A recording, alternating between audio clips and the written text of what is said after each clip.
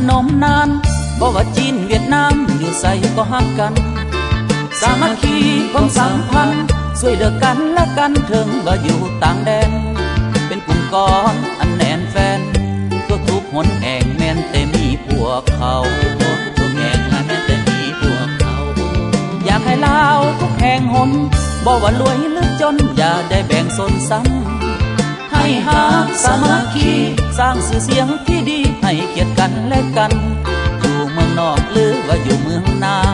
อยู่เมืองนอกหรือว่าอยู่เมืองนาอย่าลืมเด้อภาษาแม่เฮามาแต่เดิมอย่าลืมภาษาแม่เฮามาแต่ใดเด้อ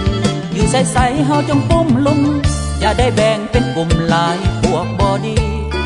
หากยามมีโผยภัยเฮาจงร่วมน้ำใจแล้วจับมือกันสู้อย่าให้คนเขานั้นมาข่มขู่อย่าให้คนเขานั้นมาข่มขู่เอาจงลุกขึ้นสู้เพื่อความยุ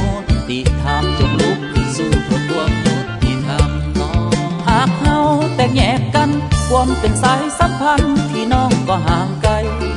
บุคคลบ่หวังดีมันก็จะได้มีโอกาสเข้ามาได้มันจะเข้าละมาบุกทำลายมันจะเข้าละมาบุกทำลายมาเหยียบย่ำน้ำใจเฮ็ดให้เฮาเพพังเหยียบย่ำน้ำใจและเฮ็ดให้เฮาเพพัง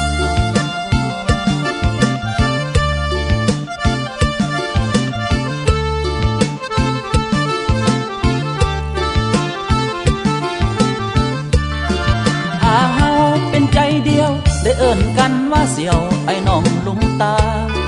ช่วยเหลือและเบิ่งแย่งบ่ว่าถูกหรือแพงอย่าได้เบิ่งลาลาถ้าว่าเฮาเป็นแบบนี้ถ้าว่าเฮาเป็นแบบนี้จะได้เพิ่มศักดิ์ศรีว่าอันนี้ละคนลาวนี่แหละศักดิ์ศรีอันนี้คนลาวเด้อ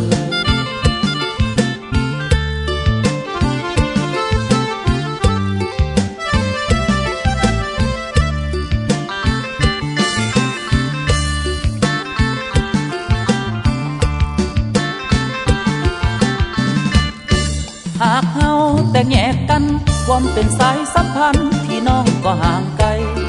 บุคคลบ่หวังดีมันก็จะได้มีโอกาสเข้ามาได้มันจะเข้าละมาบุกทำลายมันจะเข้าละมาบุกทำลายมาเหยียบย่ำน้ำใจเฮ็ดให้เฮาเพพังเหยียบย่ำน้ำใจและเฮ็ดให้เฮาเพพังถ้าเฮาเป็นใจเดียวได้เอิ้นกันว่าเสี่ยวไอ้น้องลุงตาช่วยเหลือและเบิ่งแย่งบ่ถูกหรือแพงอย่าได้เบิ่งลาลาถ้าว่าเฮาเป็นแบบนี้ถ้าว่าเฮาเป็นแบบนี้จะได้เพิ่มศักดิ์ศรีว่าอันนี้ละคนลาวนี่แหละศักดิ์ศรี